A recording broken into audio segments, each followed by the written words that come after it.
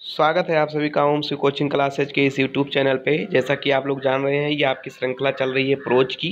और प्रोज में पहला पार्ट है द इंचेंटेड पूल। इसको लिखा है सिराज गोपालाचारी ने।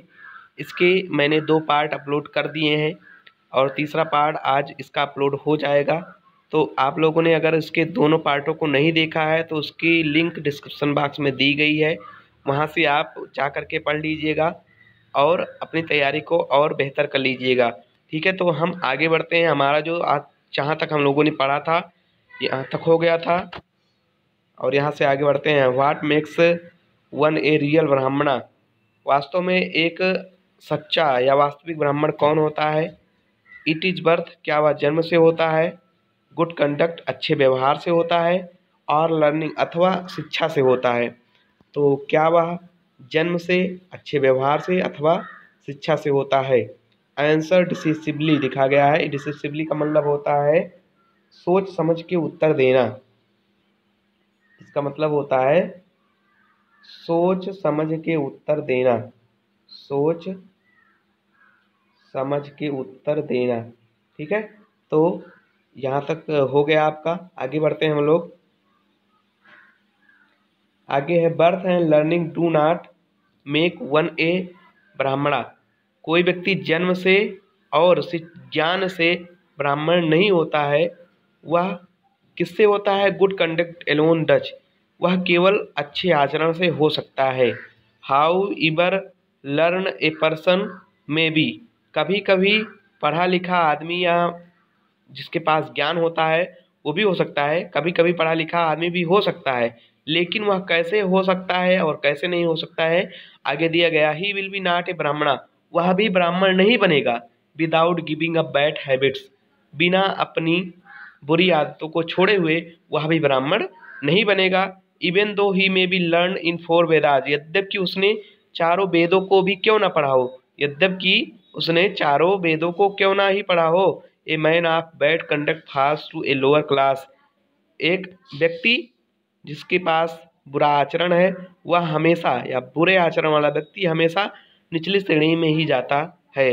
What is the greatest wonder in the world. इस संसार में सबसे बड़ा आश्चर्य क्या है? एवरीडे, अब युधिष्ठिर उत्तर दे रहे हैं, ये तो प्रश्न था।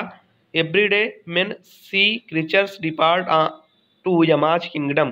प्रत्येक दिन मनुष्य को हम देखते हैं, मतलब प्रत्येक दिन मनुष्य देखते हैं प्राणियों को। क्रीचर्स का मतलब होता है प्राणी, डिपार्ट का मतलब होता है प्रस्थान करते हुए, यमाज किंगडम का मतलब हो जाएगा यम लोक को।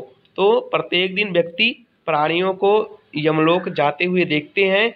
And at those who remain, remain का मतलब होता है शेष बचना। Want to live for ever, और जो शेष बच जाते हैं वो जीवन, वो हमेशा, कहने मतलब ईवर का मतलब हो जाएगा सदा, वो सदा जीवित रहना चाहते हैं। This trolley is the greatest wonder. This trolley is the greatest wonder. यह वास्तव में ही क्या है? सबसे बड़ा आश्चर्य है। आगे बढ़ते हैं। 10 इस प्रकार the Yaksha put many questions and Yudhishthira answered them all. इस प्रकार यक्ष ने बहुत से प्रश्नों को पूछा और युधिष्ठिर ने उन सभी का उत्तर दिया।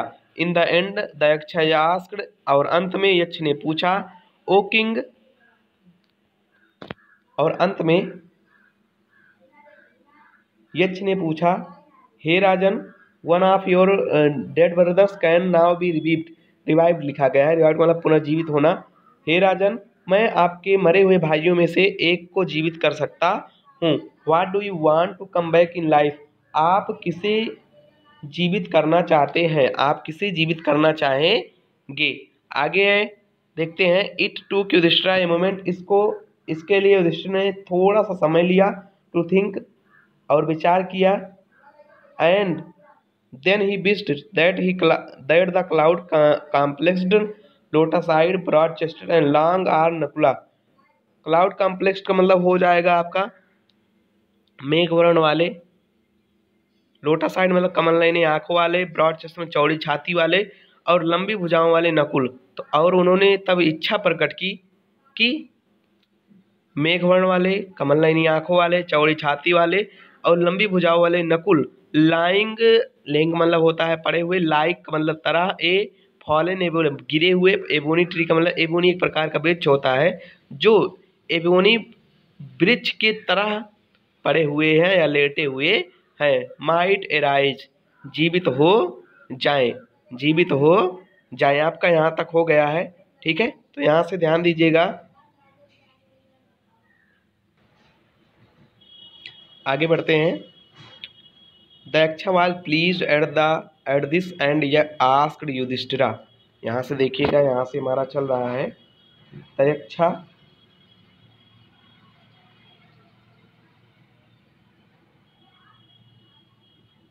यक्षा आस्क्ड वाज प्लीज, प्लीज का मतलब बहुत प्रसन्न हुए, इसका एट दिस का मतलब इससे, यक्ष इससे बहुत प्रसन्न हुए और उन्होंने युधिष्ठिर से कहा why did you choose Nakula. Choose का मतलब होता है चुनना, चूज का मतलब होगा चुनना नकुल, इन प्रेफरेंस टू भीमा, प्रेफरेंस का मतलब अलावा। तो यहाँ पे हो जाएगा इससे युधिष्ठिर बहुत खुश हुए और इससे यक्ष बहुत प्रसन्न हुए और उन्होंने युधिष्ठिर से कहा या पूछा आपने नकुल को क्यों चुना भीम के अलावा, या भीम के अलावा आपने नकुल को क्यों चुना।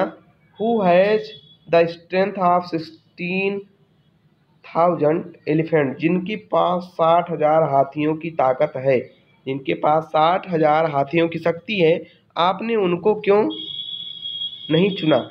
I have heard that Bhima is most dear to you, मैंने सुना है कि भीम आपका सबसे ज़्यादा प्रिय है। एंड व्हाई नॉट अर्जुना, और आपने अर्जुन को क्यों नहीं चुना। हुज स्ट्रेंथ मतलब शक्ति है, जिनके पास in arms in your protection का मतलब होता है सुरक्षा, जिनकी भुजाओं में आपकी सुरक्षा करने की शक्ति है। Tell me why you choose Nakula rather than either of this two, मुझे कृपया करके मुझे बताइए कि आपने नकुल को ही क्यों चुना इन दोनों भाइयों के अलावा, इन दोनों भाइयों के अलावा आपने नकुल को क्यों चुना, कृपया करके मुझे बताइए। आगे बोलते हैं, देखिएगा युधिष्ठिर क्या बोल रहे हैं। युधिष्ठिर रिप्लाइड, युधिष्ठिर ने उत्तर दिया ओ अच्छा हे राजन, युधिष्ठिर रिप्लाइड, युधिष्ठिर ने उत्तर दिया ओ अच्छा हे यक्ष, धर्म, धर्म का मतलब हो जाएगा धर्म, इज द ओनली शील्ड का मतलब होता है कवच, आप ध्यान में रखिएगा शील्ड का मतलब होता है कवच। आप ही मैन, धर्म ही मनुष्य का क्या होता है, एक कवच होता है, धर्म ही मनुष्य का कवच होता है। एंड नॉट भीमा और अर्जुन, ना कि भीम और अर्जुन, धर्म ही मनुष्य का कवच होता है, ना कि भीम और अर्जुन। इफ धर्म इज गिवन अप, ये धर्म को त्याग दिया जाए या छोड़ दिया जाए, man will be ruined, ruined का मतलब होता है बर्बाद होना, नष्ट हो जाना। डिस्ट्रॉय भी आपका मिलेगा, ध्यान दीजिएगा आप लोग, सिनोनिम्स में आप लोगों को लिखने के लिए आ सकता है। तो यहाँ पे विल बी रूइंड का मतलब हो जाएगा बर्बाद होना, तो मनुष्य क्या हो जाएगा, बर्बाद हो जाएगा। Kunti and Madri were the two wives of my father, Kunti और माद्री मेरे पिताजी की दो पत्नियां हैं, वाइफ्स का मतलब भी यहाँ पे पत्नियां हैं। तो कुंती और माद्री भी मेरे पिताजी की दो पत्नियां थी। आई एम अलाइव, मैं अकेला जीवित हूँ। ऐसा ना आप कुंती, कुंती का पुत्र, मैं कुंती का पुत्र अकेला जीवित हूँ। And so she is not completely bereaved, और इसलिए आप पूरी तरह से हतोत्साहित भी नहीं होंगी। ब्रीव का मतलब हो जाएगा हतोत्साहित होना। In order that the scales of justice में बी इवन, इस आधार पर न्याय का तराजू भी, न्याय का पलड़ा भी सदा के लिए क्या रहेगा, सदा के लिए जीवित रहेगा। आई आस्क दैट माद्री सन, मैं कहता हूँ कि माद्री का पुत्र नकुल में रिवाइव, पुनर्जीवित हो जाए। रिवाइव का मतलब हो गया पुनर्जीवित होना। आगे बढ़ते हैं, आगे देखते हैं। Daksha was most please, please का मतलब होगा बहुत प्रसन्न होना। तो आपका इससे क्वेश्चन में बनता है why was Yaksha most pleased Yudhishthir.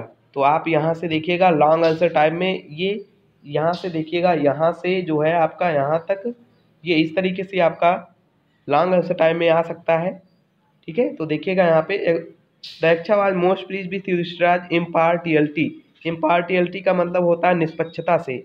यक्ष बहुत ज़्यादा प्रसन्न हुए युधिष्ठिर की इस निष्पक्षता से, तो यक्ष युधिष्ठिर की इस निष्पक्षता से बहुत ज़्यादा प्रसन्न हुए। एंड ग्रांटेड, ग्रांटेड का मतलब होता है अनुमति देना, that all his brothers would come back to life, और यह अनुमति दी कि उसके सभी भाई पुनर्जीवित हो जाएं या पुनर्जीवित हो जाएंगे। आगे चलते हैं। इट वाज यमा, यह यम थे द लॉर्ड ऑफ डेथ, मृत्यु के स्वामी, who had taken the form of Yaksha, जिन्होंने यक्ष का फॉर्म धारण किया हुआ था या लिया हुआ था।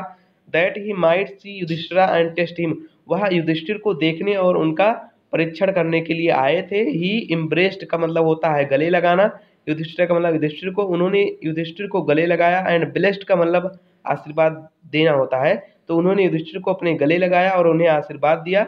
देन ही, और तब वह डिसअपीयर्ड, डिसअपीयर्ड का मतलब होता है गायब हो जाना, तब वह गायब हो गए या अदृश्य हो गए। एक बार देखते हैं, हम लोग केवल रिवीजन करेंगे शुरू से लेकर के यहाँ तक जहाँ से मैंने आज आपको पढ़ाया है। What makes one a real ब्राह्मण, यहाँ देखिएगा मैं केवल अर्थ पढ़ते हुए जाऊँगा। वास्तव में एक सच्चा ब्राह्मण कौन होता है? क्या वह जन्म से होता है? क्या वह जन्म से होता है, अच्छे आचरण से होता है, अथवा शिक्षा से होता है? सोच समझ के उत्तर दो। आगे बढ़ते हैं।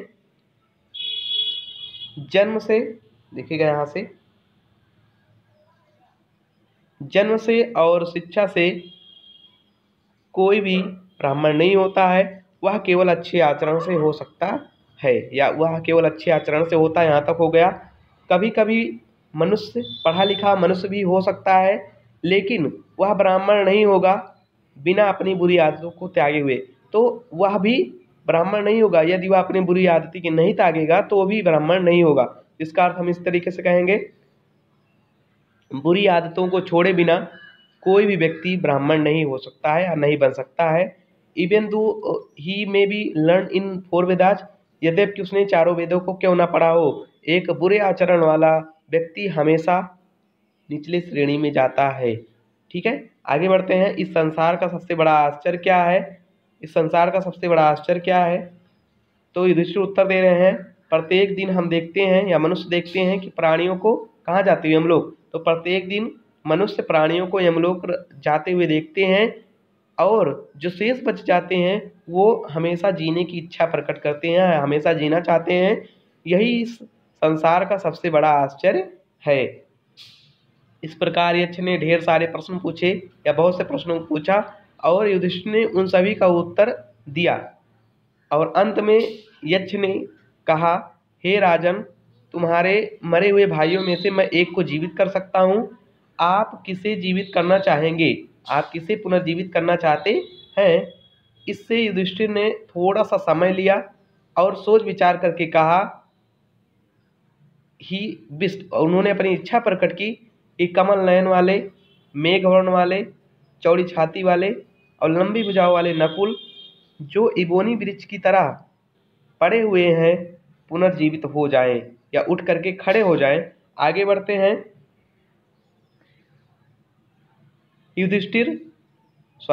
यक्ष बहुत प्रसन्न हुए और उन्होंने युधिष्ठिर से कहा कि आपने नकुल को ही क्यों चुना? आपने नकुल को ही क्यों चुना आपने नकुल को क्यों चुना भीम के अलावा? तो भीम के अलावा आपने नकुल को ही क्यों चुना, जिसके पास 60,000 हाथियों की शक्ति है, जिसके पास 60,000 हाथियों की ताकत है। मैंने सुना है कि भीम आपका सबसे ज़्यादा प्रिय है, मैंने सुना है कि भीम आपका सबसे ज़्यादा प्रिय है, और आपने अर्जुन को क्यों नहीं चुना? ध्यान दीजिएगा, आपने अर्जुन को क्यों नहीं चुना, जिसकी भुजाओं में आपकी सुरक्षा करने की, आपकी रक्षा करने की ताकत है। कृपया करके मुझे बताओ कि आपने नकुल को ही क्यों चुना इन दोनों भाइयों के अलावा? तो युधिष्ठिर ने उत्तर दिया, युधिष्ठिर रिप्लाइड, हे यक्ष, धर्म ही मनुष्य का सबसे बड़ा कवच होता है, ना कि भीम और अर्जुन। यदि धर्म को मनुष्य त्याग देगा तो वह बर्बाद हो जाएगा, नष्ट हो जाएगा। कुंती और माद्री मेरे पिताजी की 2 पत्नियां हैं और मैं अकेला जीवित हूँ, मैं अकेला कुंती का पुत्र जीवित हूँ, और इस प्रकार वह पूरी तरह से हतोत्साहित भी नहीं होंगी। इस आधार पर न्याय का पलड़ा भी सदा के लिए जीवित रहेगा। मैं कहता हूँ कि माद्री का पुत्र नकुल उठ करके खड़ा हो जाए या जीवित हो जाए, पुनर्जीवित हो जाए। आगे पढ़ते हैं। यक्ष बहुत प्रसन्न हुई युधिष्ठिर की इस निष्पक्षता से, यक्ष युधिष्ठिर की इस निष्पक्ष भावना से बहुत प्रसन्न हुए, और उन्होंने उनके सभी भाइयों को जीवित होने की अनुमति दे दी। यह यम थे, मृत्यु के स्वामी, जिन्होंने यक्ष का रूप धारण किया हुआ था। वह युधिष्ठिर से मिलने और उनका टेस्ट परीक्षण करने के लिए आए थे। उन्होंने युधिष्ठिर को अपने गले लगाया और उन्हें आशीर्वाद दिया। देन ही डिसअपीयर्ड, तब वह गायब हो गए, अदृश्य हो गए। इस प्रकार हमारा ये पाठ खत्म होता है। आप लोग ज़रूर बताइएगा आपको हमारा ये अंदाज़ कैसा लगा। आप ज़रूर बताइएगा कमेंट बॉक्स में। और उसके बाद में अभी इसका एक्सरसाइज कुछ बचा हुआ है, तो मैं वहाँ से आपको एक्सरसाइज भी करवा दूंगा। अगला पार्ट हमारा एक्सरसाइज वाला रहेगा, ठीक है। हम उसमें डी से देखेंगे क्योंकि वहीं से प्रश्न पूछे जाते हैं। और आगे आप लोगों के कुछ और हैं तो उसको मैं बताऊंगा ज़रूर कि आपको 5 प्रश्नों का उत्तर जो आपका पैसेज वाला आता है वो भी कैसे आप करेंगे। लॉन्ग आंसर टाइप क्वेश्चन आपका है और उसके बाद में शॉर्ट आंसर टाइप भी क्वेश्चन यहाँ से बनते हैं। तो आप पहले इस पार्ट को आराम से पढ़िएगा। जब आपको कहानी याद रहेगी बढ़िया से तभी आप प्रश्नों का उत्तर दे पाएंगे। तब तक के लिए धन्यवाद। आप लोग आराम से पढ़िएगा। Thank you.